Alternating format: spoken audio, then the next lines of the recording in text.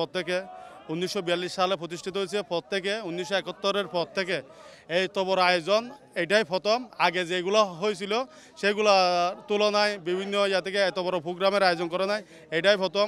স্বাধীন বাংলাদেশ 5 আগস্টের পরে খোলা আকাশের নিচে এত বড় আয়োজন। আমরা ইনশাল্লাহ এটা প্রত্যাশা বলতে এটা তো আমাদের অনেক বড়ভাবে প্রত্যাশা।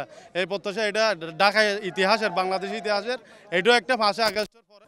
আমরা রাত্রে আসছি, আমার বাসা এখানেই, আমি চট্টগ্রামের।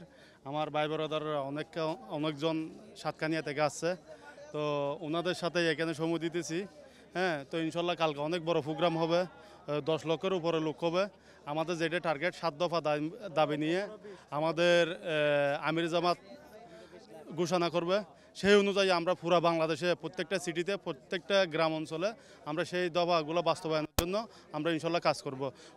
মেইন দাবির মধ্যে যেটা গুরুত্বপূর্ণ দাবি, যারা দেশের বাইরে থাকে প্রবাসীদের বোর্ডের জন্য 1 কোটির অধিক বোর্ডের জন্য, যেটা বিগত সরকারের আমলের কোনো সরকারের আমলে হয় নাই। দেশ স্বাধীন হওয়ার পর থেকে ওরা কিন্তু আমাদের রেমিটেন্স যোদ্ধা।